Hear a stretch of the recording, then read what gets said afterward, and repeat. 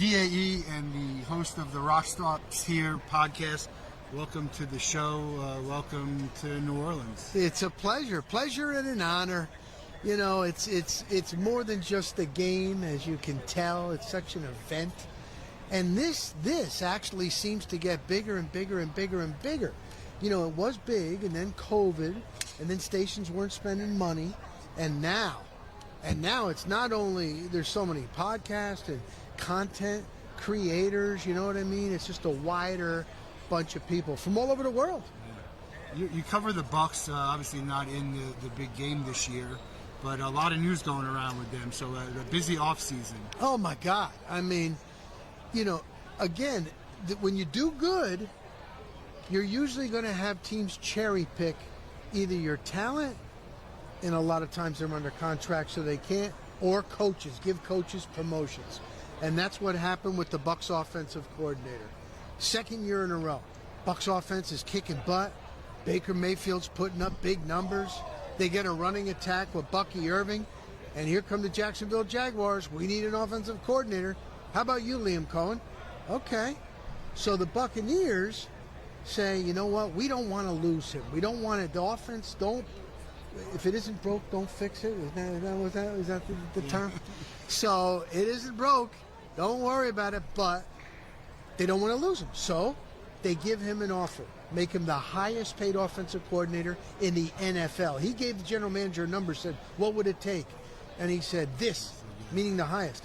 They go back to the owners, the Glazers. The Glazers are like, we don't want to lose him. We'll take it. Okay. He tells the Glazers, but you know what?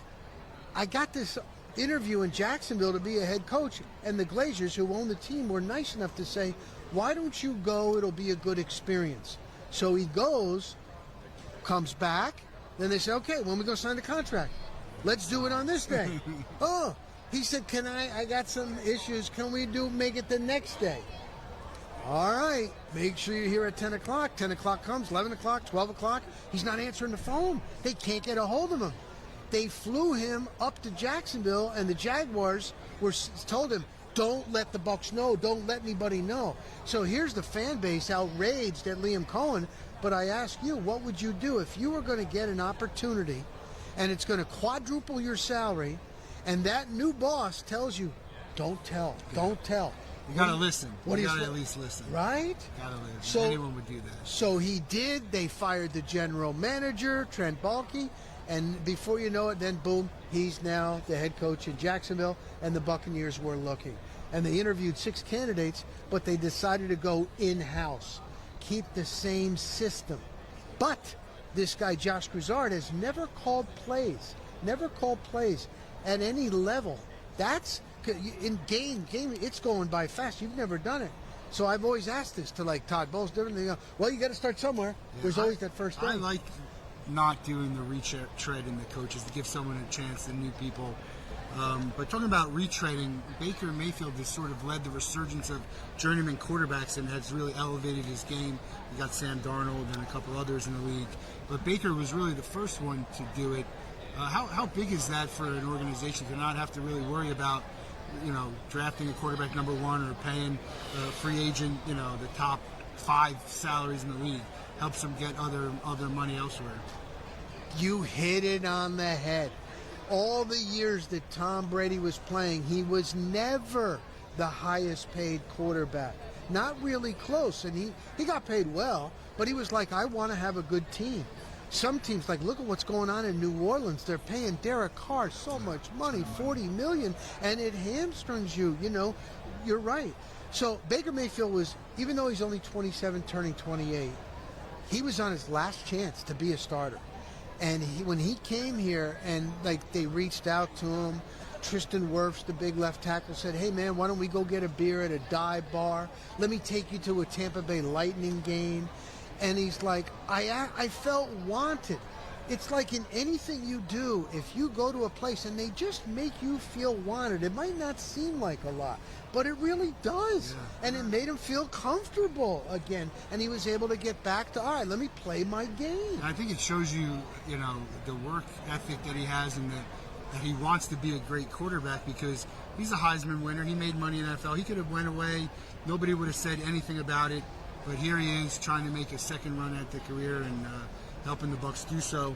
What are they missing? What do they need to be a better team next year? So you would think now, head coach Todd Bowles is known as, he's a defensive coordinator, and every time we talk to opposing coaches or players, they're like, oh my God, Bowles, he's going to bring blitzes. He's tough. He disguises stuff. The defense was not good. That was the Achilles heel this year. The offense put up record-breaking numbers, including a run game. It was the defense. Yes, there were injuries. Bruce Arians told me, he had so many dang injuries, man. But you know what? A lot of teams have injuries. Yeah. They did not have enough of a pass rush. Okay. They didn't have an edge rusher.